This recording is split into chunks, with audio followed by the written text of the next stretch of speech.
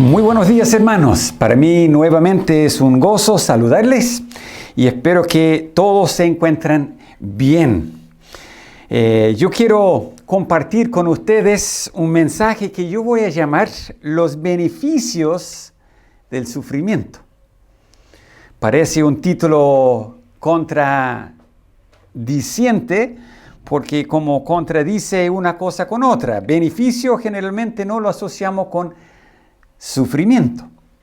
Pero así es lo que nos enseña este pasaje. Vamos a leerlo en 1 de Pedro, capítulo 4, empezando en el versículo 12 hasta el 19, donde dice: Amados, no os sorprendáis del fuego de prueba que os ha sobrevenido, como si alguna cosa extraña os aconteciese, sino gozaos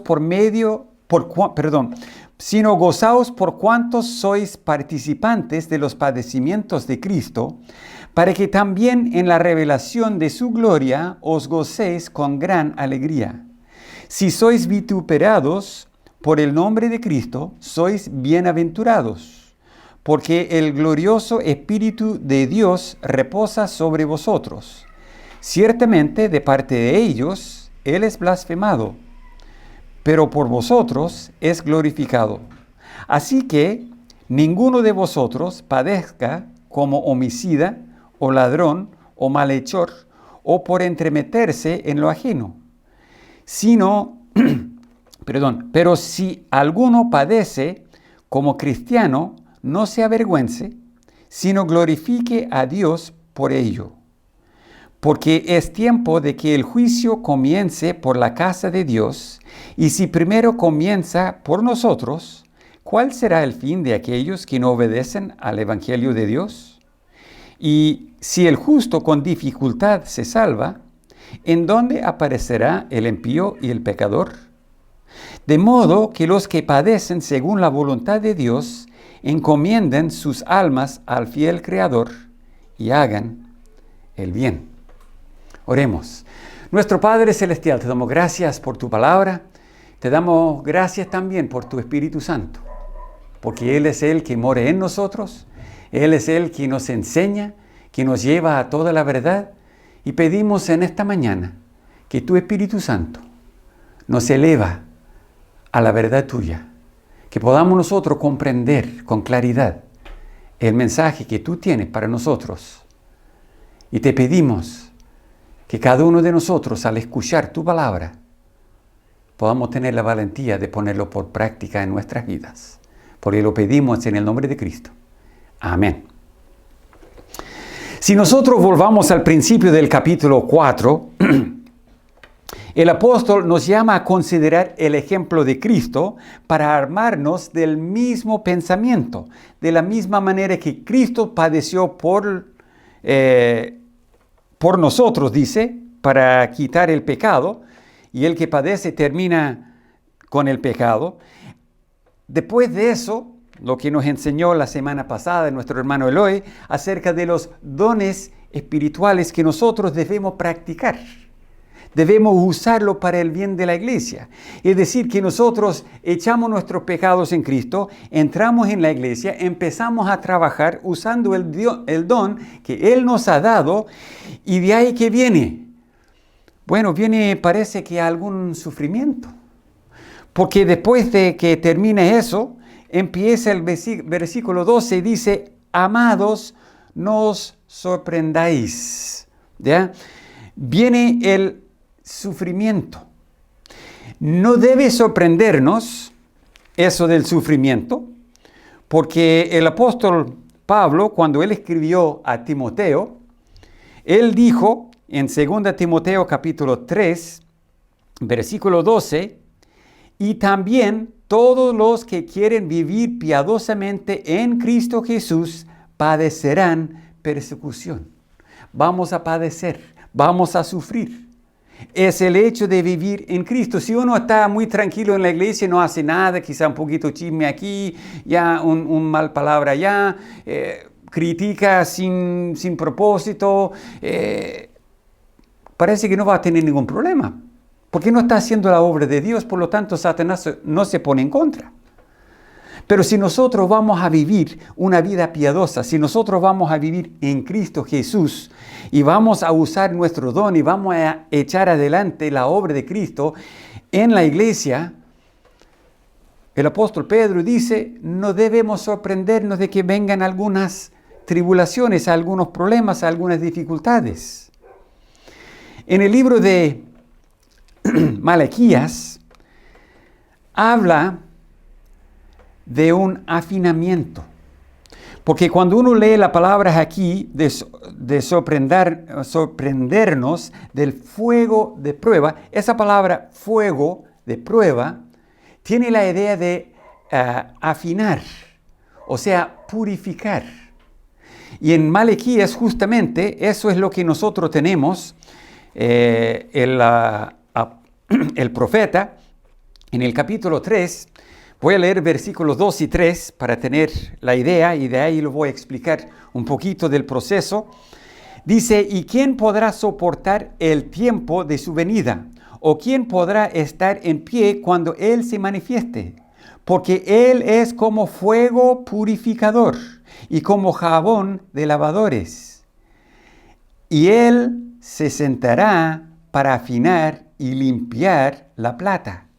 Porque la limpiará a los hijos de Leví, los afinará como a oro y como a plata, y traerán a Jehová ofrenda en justicia. Ahora, este proceso de afinamiento de plata, de afinarlo, en primer lugar nos dice que Él se siente.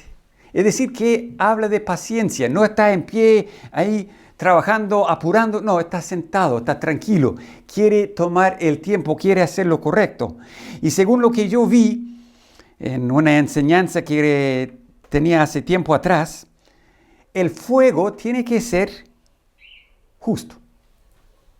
Tiene que ser la temperatura adecuada, porque tiene que derretir la plata, pero demasiado fuego lo va a quemar y no va a brillar.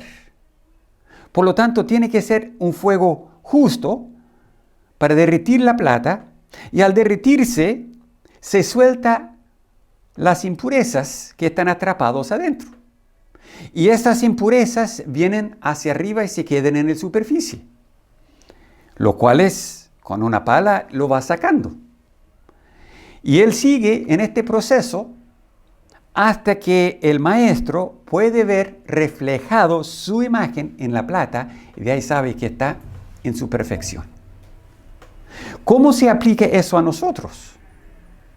Bueno, si Dios es el fuego purificador, como dice aquí en Malaquías, Él va a venir para afinar, es decir, que esta prueba que vamos a pasar nosotros, ese fuego va a quemar, va a calentar, va a derretirnos. El problema nuestro es que muchas veces trabajamos en contra de esa obra de Dios, porque cuando estamos en la prueba empiezan a salir de nosotros las impurezas. ¿Y qué hacemos nosotros? No queremos que nadie más vea la impureza mía, así que lo bajamos. Y tiene que volver a subir de nuevo. Si dejamos que suba y que se limpia, y eso es el proceso de que nos enseña la Biblia en cuanto al perdón y ser perdonado, de reconocer que ninguno de nosotros somos perfectos, que ninguno de nosotros podamos decir, mire, yo he logrado la meta, yo soy perfecto y no tengo ningún pecado. Eso no es verdad. Por lo tanto, aunque nos causa cierta vergüenza que todo el mundo sepa que, mire, ya estamos en este problema, en este otro, pero la idea es que se suba esa y deja que Dios en su obra empiece a sacar estas impurezas de nuestra vida. Y Él va a seguir ese proceso en nosotros con suficiente fuego hasta que Él puede ver su imagen reflejado en nosotros. Y eso es lo que nos enseña el apóstol Pablo en Romanos 8. ¿Se acuerda? Que todas las cosas nos ayudan a bien. Esto es a los que conforme a su propósito son llamados, porque los son llamados para ser hechos conformes a la imagen de Cristo. Entonces, si nosotros estamos siendo limpiados por este fuego, por esta tribulación, por este sufrimiento, hasta que la imagen de Cristo se ve en nosotros. Quizá uno va a decir, pero Señor, ya no doy más. Por favor, Señor, ya no quiero más, no aguanto más. Ya tengo suficiente, ya no puedo seguir adelante. Yo veo que nuestro Señor Jesucristo también pasó lo mismo. Cuando Él sufrió por nosotros, dice la Biblia en Lucas, capítulo 22, versículos 42 y 43, dice, diciendo que Él se apartó y Él dijo, Padre, si quieres, pasa de mí esta copa. Pero no se haga mi voluntad sino la tuya. Él llegó al punto, dijo, bueno, Padre, por favor, sácame de esta. Nosotros quizás vamos a llegar a ese punto. Señor, por favor, ya no doy más. Ya no puedo más. Pero dice el versículo 43, y se le apareció un ángel del cielo para fortalecerle. Dios está con nosotros en eso. ¿Se acuerda de los amigos de Daniel? ¿Se acuerda que tenían que adorar la imagen de Nabucodonosor? Y que ellos no querían hacerlo. Y Nabucodonosor mandó calentar el horno 7 veces más. Y echó los 3 adentro. Y después cuando él miró, ¿qué vio? ¿Quién estaba con ellos en el fuego? El Hijo de Dios. Cuando nosotros llegamos a ese punto, cuando decimos, Señor, ya no más, ya no puedo más. Él dice, estoy contigo en el fuego. Voy a continuar contigo. Una promesa que Él dio a su pueblo en el libro de Isaías 43 y versículo 2 dice, cuando pases por las aguas, yo estaré contigo. Y si por los ríos, no te anegarán. Cuando pases por el fuego, no te quemarás, ni la llama arderá en ti. Cuando estamos pasando por este fuego de prueba, la llama no nos va a destruir. Dios va a asegurar que la llama no nos va a destruir. Pero Él quiere prepararnos para lo que es este fuego purificador que va a limpiar nuestras vidas. Y Él dice, el apóstol, aquí en versículo 12, no os sorprendáis. Esa palabra sorprender es lo mismo que viene aquí abajo cuando dice que es algo, una cosa extraña. ¿Ya? Dice arriba, sorprendáis, y al final del versículo, como si alguna cosa extraña. Son verbo y adjetivo, pero es la misma palabra en el fondo. No es una cosa extraña que estas pruebas van a venir, dice Pedro. No es una cosa como del otro mundo. Ya la palabra en el fondo hace referencia a una cosa extraña o una cosa extraterrestre. Como uno viera quizá un extraterrestre caminando en el mundo, va a decir, ay, ¿y de dónde vino este? Es una sorpresa. ¿Por qué? Uno sorprendido porque viene alguien de afuera que no corresponde a estar aquí. Pero esas pruebas, el apóstol dice, no son cosas como ese. No es una sorpresa. No es algo de afuera de este mundo. Es una cosa normal y habitual de la vida cristiana. Porque es parte del proceso de Dios en limpiarnos. Por lo tanto, tenemos beneficios. Y Él empieza a enumerar los beneficios. En el versículo 13, Él dice que es la participación de los padecimientos de Cristo. Gozaos por cuanto sois participantes. Participante, aquí es la palabra koinoneo. Es una palabra griega que habla de lo que tenemos en común. Cuando nosotros participamos en los sufrimientos de Cristo, nosotros participamos o tenemos en común con Cristo el sufrimiento. Eso nos une más. Yo he escuchado historias de hombres que fueron a la guerra. Y en la guerra pelearon y pasaron por muchos problemas, algunos muchas muertes. Y los que sobrevivieron al juntarse, tiene ese amarre entre ellos, porque sufrieron juntos en la misma cosa. Los sufrimientos, uno dice, sí, pero yo no voy a ir a la cruz, yo no voy a ser crucificado. No, hermano, pero los sufrimientos son las cosas que nos acontezcan en la vida. Si quieren leer lo que dijo el apóstol Pablo de su sufrimiento en 2 Corintios 9, del versículo 23 al 28, lo pueden leer. Enumera varias cosas que él sufrió. Y son cosas que vienen a nuestra vida que Satanás tiene para destruirnos, pero Dios lo utiliza para purificarnos. Y como dice aquí, para participar, de tener en común con Cristo el sufrimiento. Nos tiene aquí el ejemplo de Cristo en Hebreos, capítulo 12, versículo 2, dice: puesto los ojos en Jesús, el autor y consumador de la fe, el cual por el gozo puesto delante de él sufrió la cruz, menospreciando el oprobio, y se sentó a la diestra del trono de Dios. Cristo por el gozo puesto delante de él. El gozo que está ante nosotros, que va a venir. Y eso es lo que Pedro nos explica. Un día va a venir, un día vamos a gozarnos grandemente en Cristo. Pero ese gozo va a venir y nosotros sabemos, pasando por esto, en el proceso nos va limpiando, nos va purificando, pero también nos va uniendo más con Cristo. Vamos a participar, compartir en común con Cristo el sufrimiento. El ejemplo tenemos de Cristo. También tenemos el ejemplo del apóstol Pablo. Cuando Pablo escribió a los filipenses en el capítulo 3 y el versículo 10, él dice de esta manera: a fin de conocerle y el poder de su resurrección y la participación de sus padecimientos, llegando a ser semejante a él en su muerte. Pablo dijo: yo quiero conocer a Cristo. Yo quiero conocer los padecimientos de Cristo. Yo quiero sufrir junto con él. Es algo que él anhelaba porque él vio que era más comunión con Dios, más unido con Cristo. Y uno dice: pero hermano, yo no soy tan espiritual como el apóstol Pablo. Bueno, hermano, yo le cuento, tampoco lo soy yo.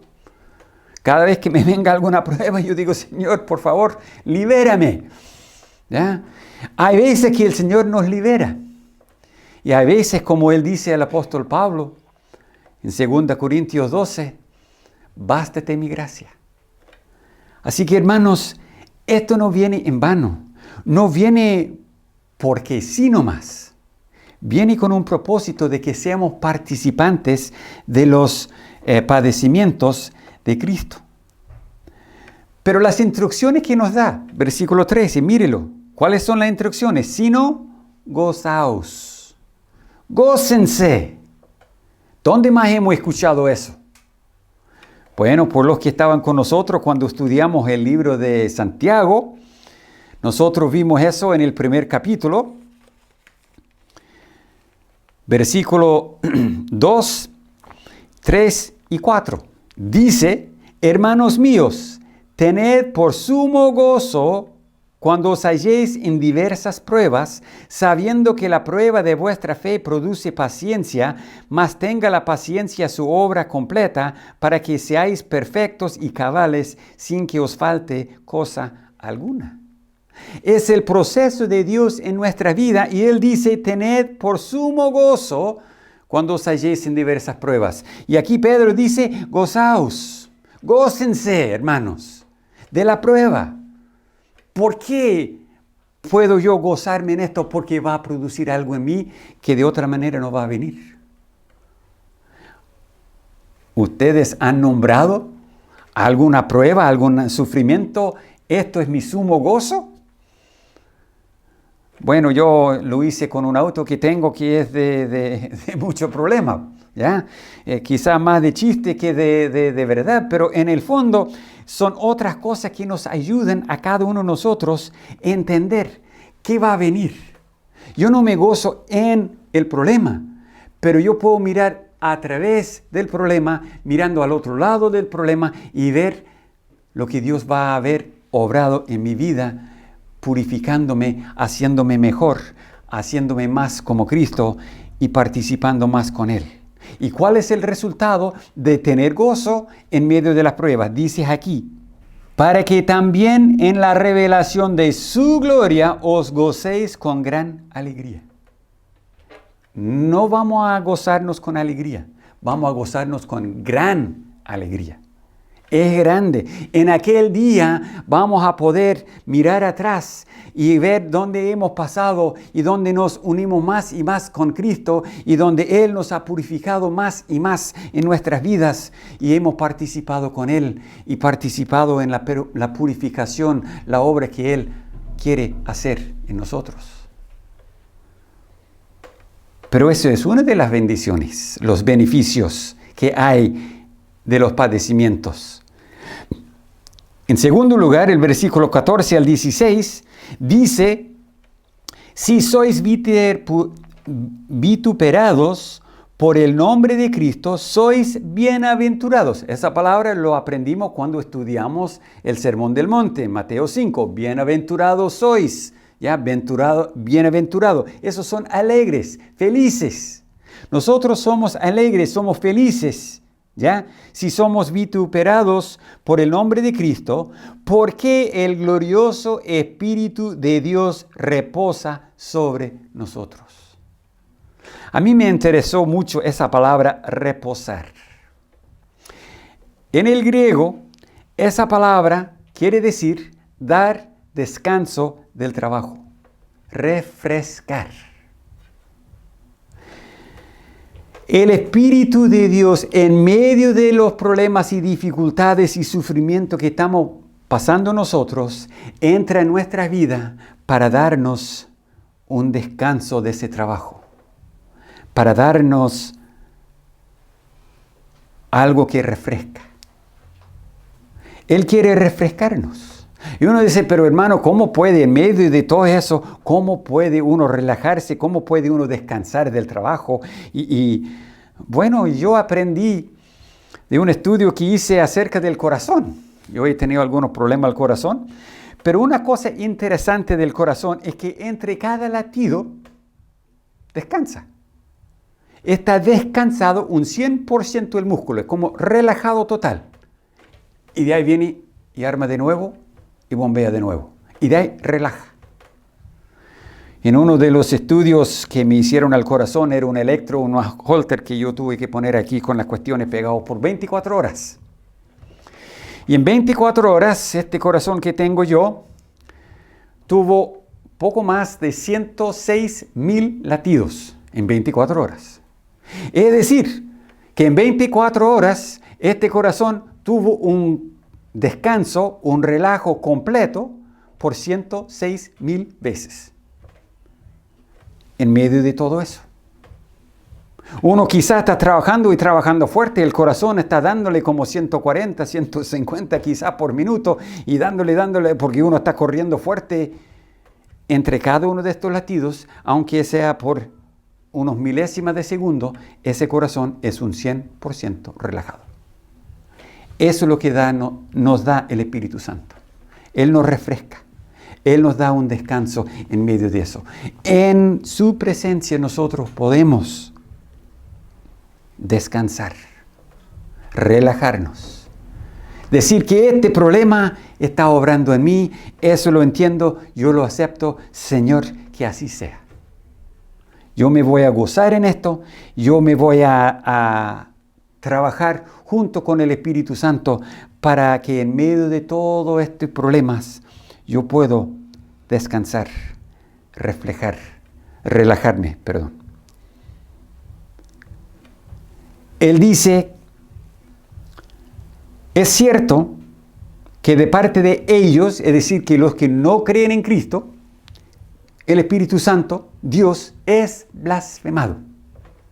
Pero entre nosotros es glorificado. Hay una diferencia y él aquí va a marcar la diferencia, ¿ya?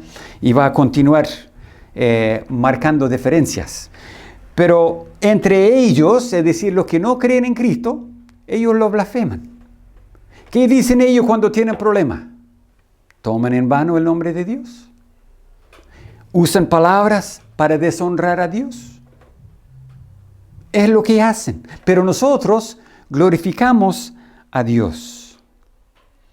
Es posible que nosotros, en medio de estas pruebas, que nosotros podamos blasfemar el nombre de Dios.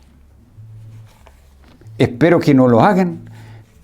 Pero como Pablo escribió a los romanos, en el capítulo 2, del versículo 21 al 24, él dice de esta manera: tú pues que enseñas a otro, ¿no te enseñas a ti mismo? Tú que predicas que no se ha de hurtar, ¿hurtas? Tú que dices que no se ha de adulterar, ¿adulteras? Tú que abominas de los ídolos, ¿cometes sacrilegio? Tú que te jactas de la ley, ¿con infracción de la ley deshonras a Dios? Porque como está escrito, el nombre de Dios es blasfemado entre los gentiles por causa de vosotros. Cuando nosotros somos inconsistentes, cuando nosotros decimos creemos en Dios, pero vivimos como no existe, es una manera de blasfemar a Dios. Y todo este proceso de sufrimiento es para ayudarnos a depender más y más de Dios. No debemos blasfemar a Dios por desobedecer su palabra. Por eso decimos que creemos la palabra, creemos lo que dice y lo practicamos. Pero también, versículo 16 dice: pero si alguno padece como cristiano, no se avergüence, sino glorifique a Dios por ello. ¿Se han avergonzado alguna vez cuando pasando por algunas pruebas, algunas dificultades, de ahí viene un incrédulo, un vecino quizá, y le dice: ¿y dónde está tu Dios ahora? ¿Qué está pasando por todo eso? Ay, parece que Dios me ha perdido, Dios me ha abandonado, no sé dónde está. Y con vergüenza no sabemos qué decir. Pedro dice: no se avergüence. Dios tiene un plan. Y yo puedo decir con confianza: Dios está ayudándome a pasar por esta prueba porque está conmigo en esta prueba y yo glorifico el nombre de Dios por lo que está pasando. Claro, me va a mirar como el tipo más raro que haya jamás pasado o ha pisado en el mundo. Pero yo sí glorifico a Dios por lo que Él ha hecho y está haciendo en mi vida. ¿Sabe lo que dijo el apóstol Pablo? Cuando él hablaba de sufrimiento. Escucha bien. Él dice: porque esta leve tribulación momentánea produce en nosotros un cada vez más excelente y eterno peso de gloria. Yo puedo glorificar a Dios porque esta leve tribulación. Ahora, no sé si han tomado el tiempo ya para leer 2 Corintios 9 del 23 al 28.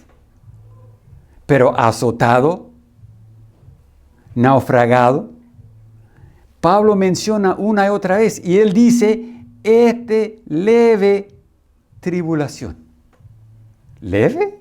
Bueno, durante casi toda su vida estaba sufriendo, apedreado, azotado, golpeado. Y él dice: esta leve tribulación momentánea. Es de muy corto tiempo porque él estaba mirando ¿qué? La eternidad, cuando vamos a estar con Dios para siempre y vamos a mirar esta pequeña, leve tribulación que pasamos nosotros, que era prácticamente nada. Pero eso obra en nosotros cada vez más peso de gloria. Por eso podemos nosotros glorificar a Dios. Así que los beneficios son la participación de los padecimientos de Cristo, la presencia del Espíritu Santo reposando en nosotros, pero también es una prueba de que nosotros somos diferentes del mundo. Aquí el versículo 17 y 18. Porque es tiempo de que el juicio comience por la casa de Dios. Y si primero comienza por nosotros, ¿cuál será el fin de aquellos que no obedecen el Evangelio? Y si el justo con dificultad se salva, ¿en dónde aparecerá el impío y el pecador? Aquí hay una diferencia entre quienes son creyentes y quienes no. Nosotros, como dice el apóstol Pablo, cuando él escribió a los Corintios, se acuerda en 1 Corintios, es el pasaje que nosotros leemos cada vez que tenemos la cena del Señor. Pero el versículo 32 dice algo muy interesante. Dice, mas siendo juzgados, ya nos juzgamos por el pecado que hay en nosotros para limpiarlo, ya. Siendo juzgados, somos castigados por el Señor, pasamos sufrimiento, somos corregidos, para que no seamos condenados con el mundo. El juicio de los del mundo es la condenación. Nosotros no vamos a participar en eso. El juicio para nosotros es para ver cuántos premios tenemos. Para ellos es ser juzgados según sus obras y terminar en el infierno, en el lago de fuego. El salmista, en una ocasión, pensaba de que los injustos, los malos, realmente andaban mejor. Y él lo dice así, de esta manera, en Salmos 73, empezando en el versículo 12, dice, he aquí estos impíos, sin ser turbados del mundo, alcanzaron riquezas. Verdaderamente en vano he limpiado mi corazón y lavado mis manos en inocencia. Pues he sido azotado todo el día y castigado todas las mañanas. Si dijere yo, hablaré como ellos, he aquí a la generación de tus hijos engañaría. Cuando pensé para saber esto, fue duro trabajo para mí. Y aquí está la clave, versículo 17. Hasta que entrando en el santuario de Dios, comprendí el fin de ellos. Claro, ellos ganan muchas cosas en este mundo, pero eso es parte de la diferencia entre ellos y nosotros. Su mundo es aquí y ahora, el nuestro es más allá. Es allá en la eternidad. No vamos a ganar todos acá en este mundo, pero sí vamos a tener todo con el Señor allá en el cielo. ¿Se acuerda en la enseñanza de Jesús en el Sermón del Monte? En Mateo capítulo 5. Mateo capítulo 7, versículos 13 y 14. Él dice, entrad por la puerta estrecha, porque ancha es la puerta y espacioso el camino que lleva a la perdición, y muchos son los que entran por ella. Porque estrecha es la puerta y angosto el camino que lleva a la vida, y pocos son los que la hallan. Hay una diferencia. Jesús mismo lo dijo, es estrecho, angosto, dificultoso el camino que lleva a la vida. Nosotros estamos en ese camino. Por lo tanto, Pedro dice, no se sorprende. Van a venir dificultades, van a venir sufrimiento. Pero es para ayudarnos a tener más en común con Cristo. Es para que el Espíritu Santo reposa sobre nosotros, dándonos ese descanso del trabajo para refrescarnos. Y también para marcar una gran diferencia entre nosotros y los del mundo. Porque nosotros seguimos adelante en el sufrimiento, porque sabemos que tiene valor. Conclusión del asunto, versículo 19. De modo que, así que, o la conclusión del asunto es esta. Los que padecen según la voluntad de Dios encomienden, es decir, esa palabra encomendar es poner cerca, poner en el cuidado de otro, es una relación íntima de gran confianza. Encomiendan sus almas al fiel Creador. Encomendar, poner cerca, es decir, poner mi alma muy cerca a Dios, mi relación con Dios cada día más estrecha, más cercana. Yo voy entendiendo más de sufrimiento. No lo estoy rechazando rotundamente. No es agradable. Pero no lo voy a echar de lado. No voy a decir a Dios, ni lo voy a dar la espalda a Dios. Porque voy sufriendo. Yo voy a poner mi vida más cerca a Él y dejar que Él lo cuida. Al fiel, el que cumple, que es de confianza, al fiel Creador. Y dice, ¿qué más? Nos decimos, Señor, aquí estoy sufriendo. ¿Y qué hago? Hago el bien.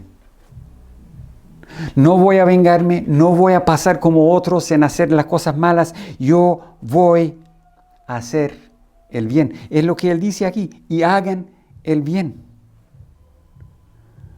Cuando Pablo escribió a los Gálatas, él dijo, no nos cansemos pues de hacer bien, porque a su tiempo segaremos si no desmayamos. No desmayamos, hermano, en medio de las tribulaciones, las pruebas y las dificultades. El sufrimiento tiene su propósito. Dios usa el sufrimiento para purificarnos, para ayudarnos a participar de los padecimientos de Cristo, para que la presencia del Espíritu Santo reposa sobre nosotros y para marcar una gran diferencia entre nosotros y el mundo. Así que, hermanos, en medio del sufrimiento, hagamos el bien.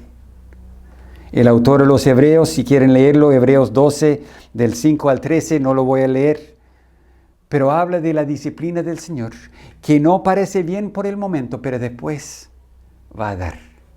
Y eso, hermanos, es lo que Dios tiene para nosotros. Esos son los beneficios del sufrimiento. Aceptemos, como dijo Jesús, ay Señor, pero no mi voluntad, la tuya. Que sea la voluntad de Dios en nuestras vidas, a pesar del sufrimiento, que nosotros seamos más hechos conformes a la imagen de nuestro Señor Jesucristo. Nuestro Padre Celestial, te damos gracias por lo que tú nos has enseñado. Es verdad, nosotros lo pensamos muchas veces que el sufrimiento es todo malo, pero la verdad es que tiene muchos beneficios. Es un proceso por el cual tú nos purificas. Es como nosotros podamos identificarnos y acercarnos, tener más en común con Cristo. Es donde vemos más la obra del Espíritu Santo en nosotros. Y nos ayuda a entender que entre nosotros y los del mundo hay una gran diferencia. No somos iguales, estamos en caminos diferentes. Gracias, Padre, por enseñarnos. Fortalézcanos en el poder de tu Espíritu Santo. Lo pedimos en el nombre de Cristo. Amén.